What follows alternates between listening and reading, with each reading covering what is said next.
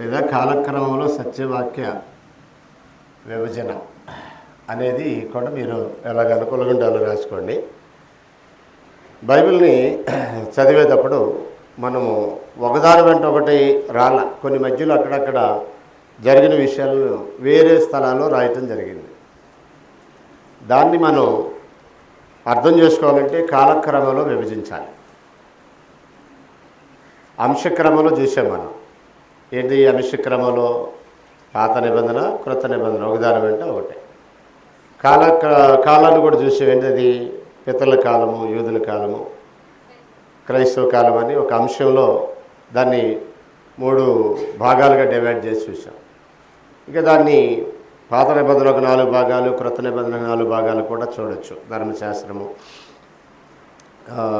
రాజుల చరిత్ర, పద్యభాగము, ప్రవక్తల పెద్ద రచనలు, ప్రవక్తల చిన్న రచనలని, అలాగే సువార్త రచనలు, అపోస్తుల కార్యము, పత్రికలు, ప్రకటన గ్రంథం, ఇలా కూడా డివైడ్ చేయొచ్చు.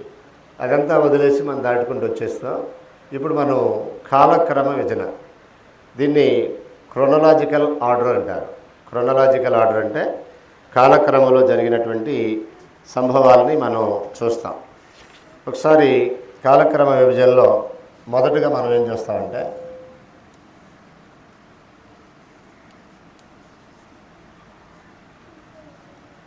సృష్టి ఆరంభం నుండి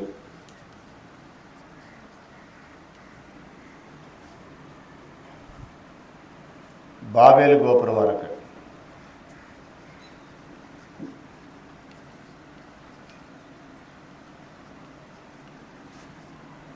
ఆదికాండం 1:1 నుంచి 11 వరకు.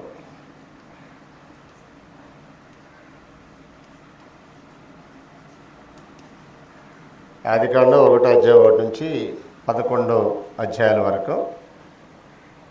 ఇది సుమారుగా 2100 సంవత్సరం. అంటే 1 నుంచి స్టార్ట్, సృష్టి ఆరంభం నుంచి బీసీ.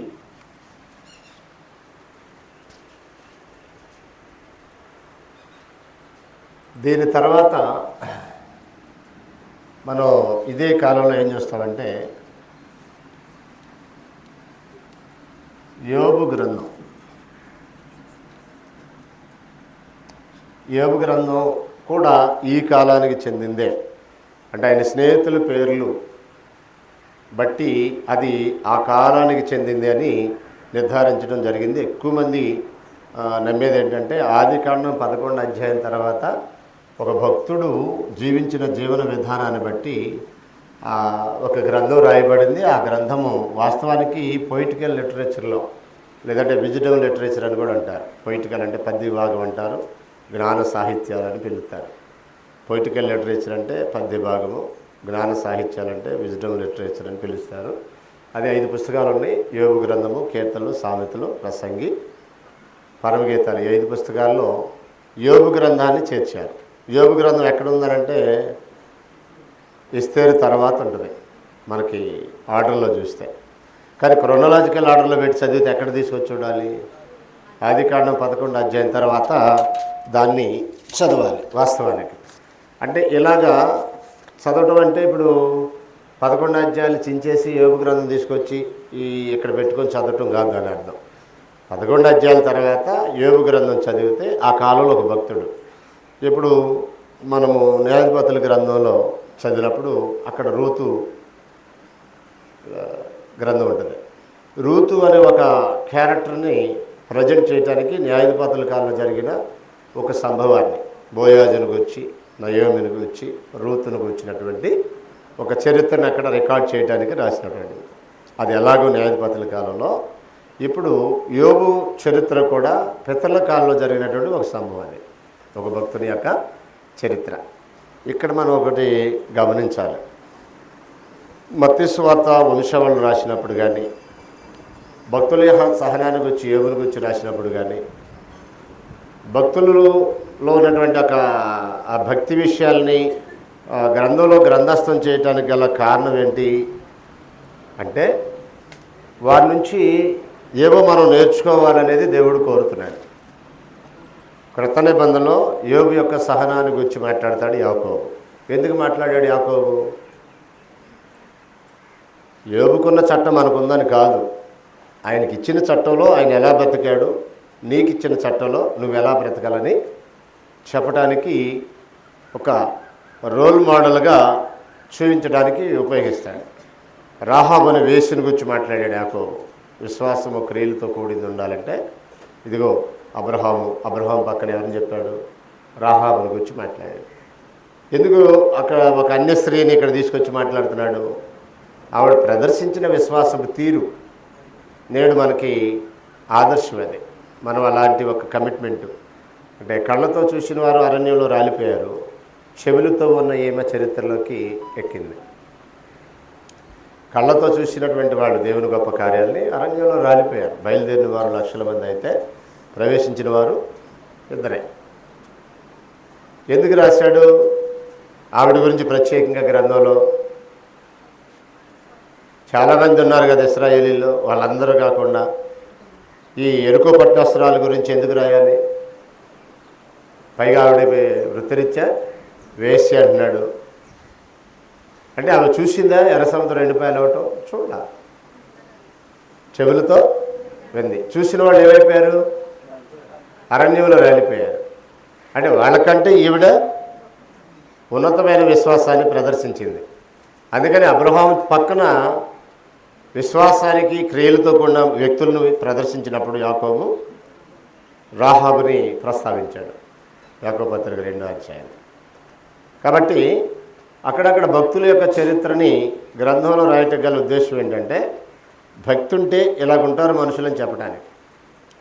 అంటే మనకు కూడా భక్తి ఉంటే మన కమిట్మెంట్స్ కూడా అలాగుంటాయి అని చెప్పడానికి. ఇప్పుడు యోబు యొక్క చరిత్ర మనం చదివితే 1-2 అధ్యాయాల్లోనే అద్భుతమైన విషయాలు నేర్చుకోవచ్చు. ఒక దేశానికే గొప్ప ధనవంతుడు, సడన్గా ఆస్తి అంతా పోయింది, సడన్గా బిడ్డలు చనిపోయారు, సడన్గా అరికాల నుంచి నన్నెత్తి వరకు కురుపులతో మొత్తపడ్డాడు, సడన్గా స్నేహితులు దూరం అయిపోయాడు, పనుల వారు దూరం అయిపోయారు, భార్య వచ్చి ఇంకా దేవుడు అంటే వెళ్ళి చచ్చిపోమంటుంది. ఇలాంటి పరిస్థితుల్లో ఒక భక్తుడు తట్టుకొని నిలబడగలడా? ఇంకా దేవుడు మీద ఆసక్తిని పెంచుకోగలడా? చిన్న చిన్న విషయాలకే దేవుడు లేదు దెయ్యం లేడు అనే మనుషులు ఎంతమంది లేరు? జీవితంలో ఎదురైన చిన్న చిన్న సమస్యలకే ఏదో చేస్తాడు అనుకున్నాం, ఏమోలే ఏ పుట్టలో ఏముంది, ఒక రాయేద్దామని వచ్చాం, ఏమీ లేదు ఇక్కడ అని వెంటనే విశ్వాసాన్ని కోల్పోయిన మనుషులు ఎంతమంది ఉన్నారు సమాజంలో? అలాంటి వాళ్ళకి ఒక బలాన్ని చేకూర్చేది యోబు గ్రంథం. నీ జీవితంలో ఎంత అట్టడుగు స్థాయికి వెళ్ళినా దేవుడు దూషించడానికి తెగించమాక. యెహోవా ఇచ్చును, యెహోవా తీసుకుని పోయాను, యెహోవా నామమునకు మహిమ కలుగున స్తుతి కలుగును గాక అనే ఒక స్థాయి భక్తి యోబుది. ఎందుకు రాశాడు గ్రంథంలో ఈ భాగాన్ని ప్రత్యేకంగా యోబు అనే పేరు మీద ఒక పుస్తకాన్ని అంటే, నీకు నిజంగా భక్తి ఉంటే నీ కమిట్మెంట్స్ అలా ఉంటాయి దేవుని పట్ల. దేవుడు నీకు ఇలాగ అర్థమవుతాడు. దేవుడు ఆయనకి ఎలాగ అర్థమయ్యాడు యోబుకి దేవుడు, మనకు కూడా అలాగే అర్థమవుతాడు. అవునా? ఇప్పుడు నాది నేను తీసుకున్నప్పుడు నీకేంటి అంత బాధ అంటాం మనం అప్పుడప్పుడు. ఏదో నీది ఇస్తున్నట్టు ఏంటి అంత ఫీల్ అయిపోతున్నావు, నాది నాకు ఇయటానికి ఏంటి నీకు నొప్పి అని అక్కడక్కడ మాట్లాడుతుంటారు మనుషులు. ఇప్పుడు అంతా దేవుందే కదా, మరి ఆయన తీసుకున్నాడు, మరి ఎలా ఉంటుంది? ఆయన తీసుకున్నాడు, ఇప్పుడేంటి మనం అంత ఫీల్ అవ్వాల్సిన అవసరం ఏంటి అనుకుంటాం.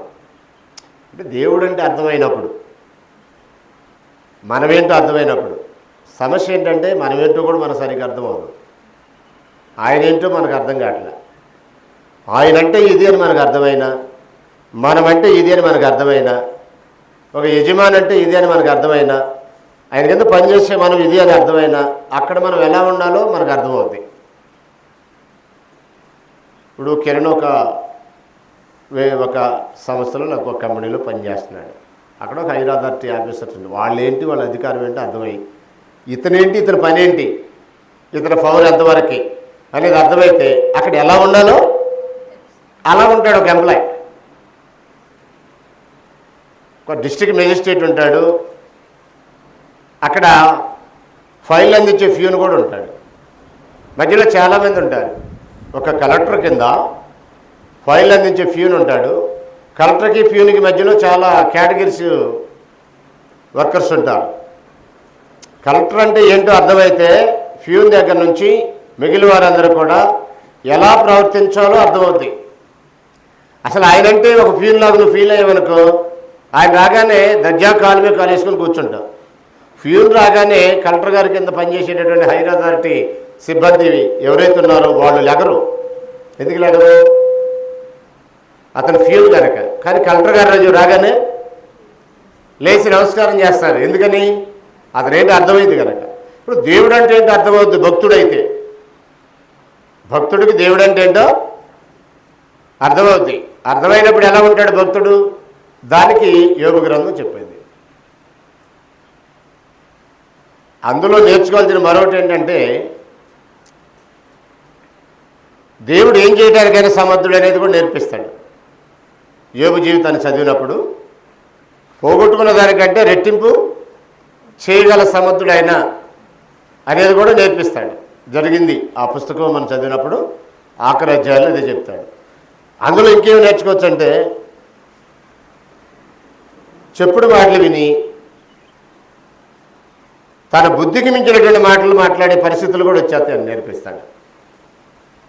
ఎవరి గురించి పాజిటివ్ కోణంలో చదువుతాం మనం, నెగిటివ్ విషయాలు కూడా ఉన్నాయి అందులో పుస్తకంలో.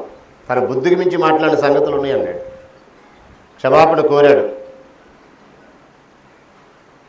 నా ఆలోచన నిరర్థకం చేయి వీడెవడో అని అంటాడు.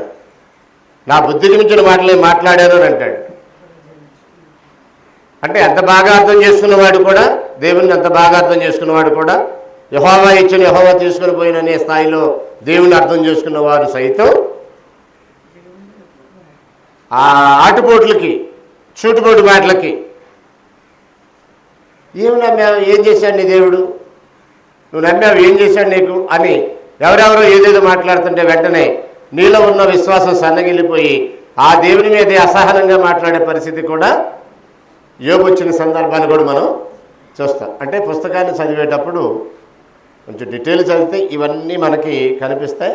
కానీ ఓవరాల్గా పుస్తకం యొక్క ఇంటెన్షన్ ఏంటనేది మనం ఈ స్టడీలో, ఈ క్లాసుల్లో చూస్తాం. అయితే ఈ భాగంలో సృష్టి ఆరంభం నుండి మనము బాబేలు గోపురం వరకు జరిగినటువంటి స్టోరీ 11 అధ్యాయాలు చూస్తాం. అలాగే అదే భాగంలో యోబు గ్రంథాన్ని కూడా స్టడీ చేయాలి. రెండో విషయాన్ని మనం ఆలోచన చేస్తే దీంట్లో బాబేలు గోపురం నుండి ఐగుప్తు చెర వరకు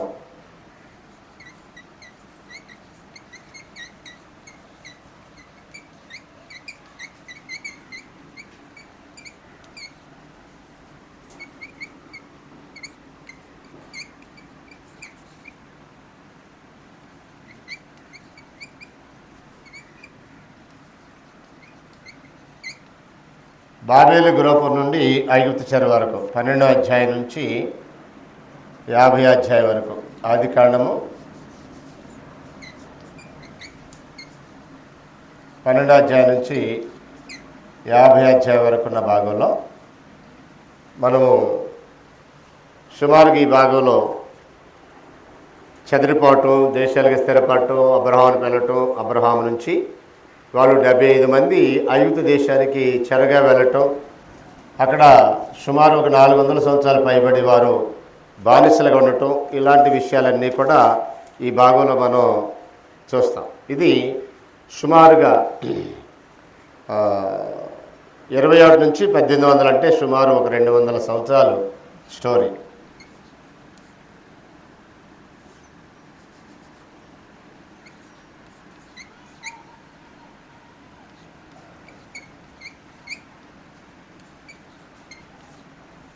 బీసీ 2000 నుంచి 18 అంటే పెరగాలి కదా అనుకుంటారు. ఇటు వెనక్కి వస్తుంది కౌంటింగ్. బీసీ ఎప్పుడు కూడా కౌంటింగ్ వెనక్కి వస్తుంది. కాబట్టి వయసు ఇప్పుడు 4000 సంవత్సరాల నుంచి వెనక్కి లెక్కేస్తాం. 1 నుంచి 2021. ఇప్పుడు 2021 నుంచి మళ్ళీ వెనక్కి లెక్కేసుకుంటే బీసీ 1800 వరకు, అంటే సుమారు ఒక 200 సంవత్సరాల స్టోరీ. ఇందులో నిర్గమాకాండ నుండి ద్వితీయోపదేశకాండం వరకు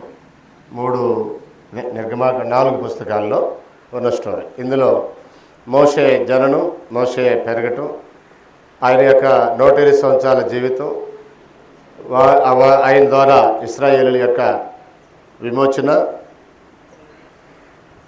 తర్వాత ఆయన వాగ్దాన దేశం వరకు వారిని తీసుకువెళ్ళటం, ఆయన ద్వారా ఒక చట్టాన్ని దేవుడు ఇవ్వటం, వాగ్దాన దేశానికి సమీపంలో మోషే దేవుడు చెప్పిన మాట ప్రకారం చనిపోవటం అనేది ద్వితీయోపదేశకాండం ఆఖరి అధ్యాయంలో మనం చూస్తాం. అంటే వాగ్దాన దేశానికి వెళ్ళకముందే మోషే చనిపోవటం. ఇది అంత ఒక కాలంలో జరిగింది. అంటే జలప్రళయం తర్వాత, జలం విస్తరించిన తర్వాత అక్కడి నుంచి వారు ఐగుప్తు దేశంలో బానిసత్వానికి వెళ్ళే వరకు, వెళ్ళి అక్కడ బానిసత్వాన్ని గడిపే వరకు జరిగినటువంటి స్టోరీని మనము బాబేలు గోపురం నుంచి ఐగుప్తు చెర వరకు జరిగినటువంటి చరిత్ర. మూడోది ఐగుప్తు చెర నుండి విడుదల, అరణ్య ప్రయాణం.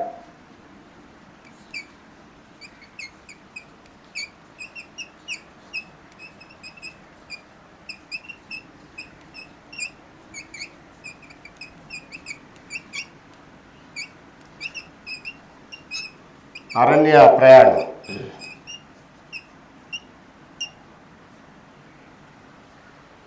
ఐగుప్తు చెర నుండి విడుదల, అంతేలే, ఐగుప్తు చెర నుండి విడుదల, అరణ్య ప్రయాణం. ఇక్కడ రాయాలి కదా, వచనాలు తప్పు రాశాను నేను. ఇది కాదు, ఇది తీసేయండి, కింద రాయాలి. ఇది నిర్గమాకాండము 1 నుంచి ద్వితీయోపదేశకాండం ఆఖరి వరకు. అది తీసేయండి, మర్చిపోయాను నేను, పొరపాటు రాశాను. ద్వితీయోపదేశకాండం వరకు ఇది అరణ్య ప్రయాణానికి సంబంధించినటువంటిది. ఇది సుమారు 1400 వరకు జరిగింది. 1800 నుంచి 1406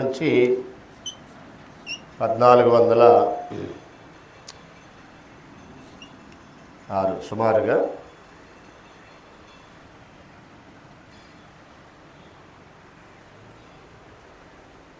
ఇదొక 400 సంవత్సరాల స్టోరీ ఇంచుమించుగా.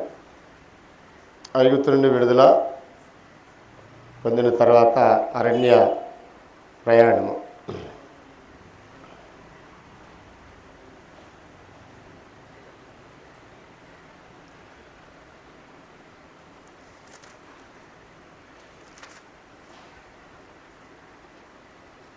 అంటే ఐగుప్తు నుండి విడుదల అంటే ఐగుప్తు చెర కూడా దాంట్లోనే, ఆ 400 సంవత్సరాలు కూడా దాంట్లోనే కలిసి ఉంటుంది. ఇందులో ఈ 4 పుస్తకాల్లో మనం ముందు మొదటి అధ్యాయంలో నిర్గమాకాండంలో మోషే జననం, అతనొక పెరుగుదల, అతను తప్పించబడటం, తర్వాత ఆయన ద్వారా ఇశ్రాయేలు ప్రజలు బయటికి రావటం, మోషే మరణం వరకు ఏం జరిగిందనేది ఈ స్టోరీ మనం చూస్తాము. అందులో మోషే 120 సంవత్సరాల జీవితం కూడా అందులోనే ఉంటుంది. తర్వాత కనానుని జయించుట, దాని నుంచి దాన్ని విభాగించుట అనేది 1406 నుంచి 1150 వరకే. 4వది కనాను జయించుట.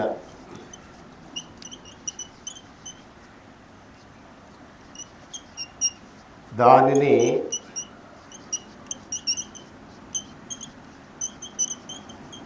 విభాగించుట. యెహోషువ, న్యాయాధిపతులు, రూతు.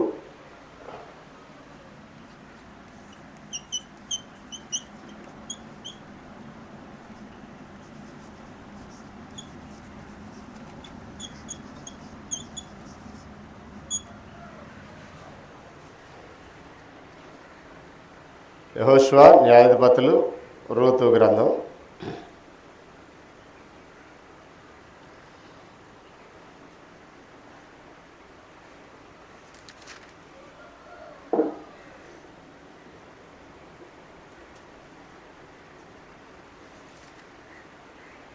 యెహోషువ గ్రంథంలో మనం భూభాగాన్ని పంచుకోవటం, తర్వాత 15 మంది న్యాయాధిపతులు వేలటం, ఆ కాలంలో జరిగినటువంటి ఒక భక్తి చరిత్రని రూతు గ్రంథాన్ని కూడా చూస్తాం. అంటే న్యాయాధిపతుల గ్రంథం, యెహోషువ గ్రంథం, రూతు గ్రంథం, ఈ మూడు కూడా మనము ఈ కాలానికి సంబంధించిన పుస్తకాలుగా మనం చూస్తాం.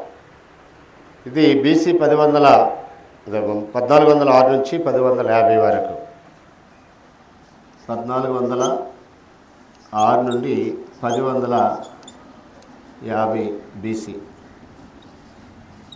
అంటే క్రీస్తు పూర్వం అప్పుడు జరిగినటువంటి స్టోరీ అది. మనకి టైం అయిపోయింది. ఈ 4 భాగాలు అయిపోయిన తర్వాత 5వ దాంట్లో తర్వాత వస్తాం. సృష్టి ఆరంభం నుంచి బాబేలు గోపురం వరకు 11 అధ్యాయాలు, బాబేలు గోపురం నుంచి ఐగుప్తు చెర వరకు 12 నుంచి 50 అధ్యాయాలు, ఐగుప్తు చెర నుండి ఐగుప్తు చెర నుండి విడుదల, అరణ్య ప్రయాణము, 4 పుస్తకాలు మనం చూస్తాం. కనాను దేశాన్ని విభజించుట, దాన్ని జయించడం, దాన్ని విభజించుకోవడం అనేది యెహోషువ, న్యాయాధిపతులు, రూతు గ్రంథంలో ఈ విషయాలు మనం చూస్తాము. అంటే కాలక్రమంలో విభజించి చదివినప్పుడు ఇంకొంచెం ముందుకెళ్ళిన తర్వాత కొంచెం ఇంకా వేరు పార్ట్స్ కూడా ఒక పుస్తకం నుంచి వెంటనే ఇంకో పుస్తకంలోకి వెళ్ళి చదవాల్సిన పరిస్థితులు వస్తే మధ్యాహ్నం భోజనం తర్వాత వాటి గురించి మనం ఆలోచన చేద్దాం.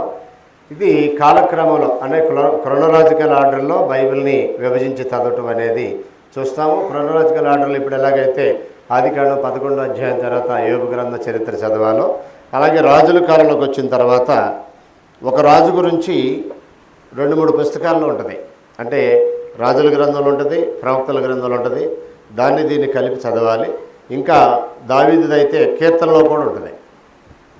దావీదుని గురించి అయితే మనము కీర్తనలో కూడా చదువుతాం. కాబట్టి ఈ విభజన అనేది కొంచెం క్రిటికల్గానే ఉంటుంది.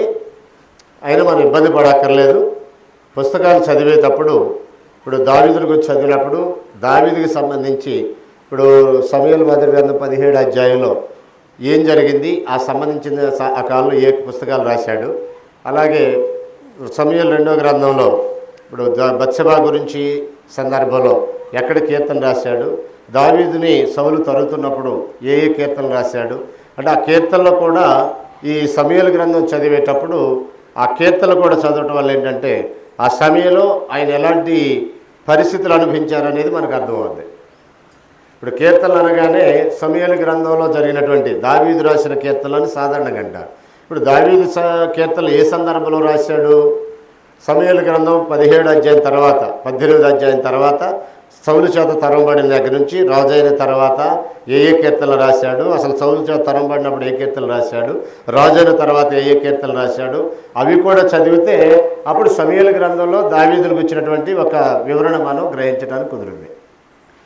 ఒక రాజుల గురించి చదివినప్పుడు రాజుల గ్రంథంలోనే కాకుండా దినవృత్తాంతాల గ్రంథంలో ఉంటుంది, అదే రాజుల గురించి ప్రవక్తల గ్రంథాల్లో కూడా ఉంటుంది. కాబట్టి ఇప్పుడు ఒక అధ్యాయం ఇక్కడ చదివితే, ఇప్పుడు ఉదాహరణకు రాజులకు వచ్చి 1-2 అధ్యాయాలు ఇక్కడ చదివితే మళ్ళీ వెంటనే ప్రవక్తల గ్రంథాల్లోకి వెళ్ళి అదే రాజు కాలంలో ప్రజల మధ్య ఏం జరిగిందనే తెలియాలంటే అక్కడికి వెళ్ళి చదవాలి. అలా విభజించి చదవడం అనేది కాలక్రమ విభజన. ఇప్పుడు సమూయేలు 1-2, రాజులు 1-2, దినవృత్తాంతాలు 1-2 వెంటనే చదువుకుంటూ వెళ్ళిపోవచ్చు. కానీ మధ్యలో ఆ కాలంలో ప్రవక్తల గురించినటువంటి సమాచారం ఉంటుంది. ఆ ప్రవక్తలు ఈ రాజుల గురించి రాసినటువంటి ప్రవక్తల గ్రంథాల్లో ఉంటుంది. అక్కడికి వెళ్ళాలి. మళ్ళీ అక్కడికి వెళ్ళి అసలు ఈ టైంలో అక్కడ ఏం జరిగిందని తెలుసుకోవాలంటే ఆ ప్రవక్త గ్రంథం చదవాలి. మళ్ళీ వెంటనే ఇంకో రాజు గురించి వస్తుంది, వెంటనే ఆ రాజు గురించి వెళ్ళకుండా అసలు ఈ రాజు కాలంలో ప్రవక్తల గ్రంథంలో ఏం జరిగింది అనేది తెలియాలంటే అక్కడికి వెళ్ళి చదివితే అప్పుడు దాన్ని కాలక్రమ విభజన అంటారు. అలా కాకుండా ఒక పుస్తకం చదువుతూ సమూయేలు మొదటి గ్రంథం మొత్తం చదువుకుంటూ వెళ్ళి 1 by 1 ఏం జరిగింది అనుకుంటే వెళ్తాం ఒక పద్ధతి. అక్కడ ఆగి ఇప్పుడు దావీదు గురించి ఉంటుంది సమూయేలు మొదటి గ్రంథంలో, సౌలు గురించి ఉంటుంది, సొలొమోను గురించి ఉంటుంది. ఈ దావీదు కాలంలో ఏం జరిగిందనే విషయాన్ని మనం తెలుసుకోవాలంటే కీర్తన చదవాలి. కొన్ని ముఖ్యమైన విషయాలు వేరే చోట ఎక్కడైతే రికార్డ్ చేయబడి అవి కూడా చదవాలి. భోజనం తర్వాత మరలా వచ్చి ఈ విషయాల్ని మరింత వివరంగా ఆలోచించే ప్రయత్నం చేద్దాం. వచ్చే నెల నుంచి పుస్తకాలు స్టడీ చేయడానికి మనం ప్రయత్నం చేద్దాం.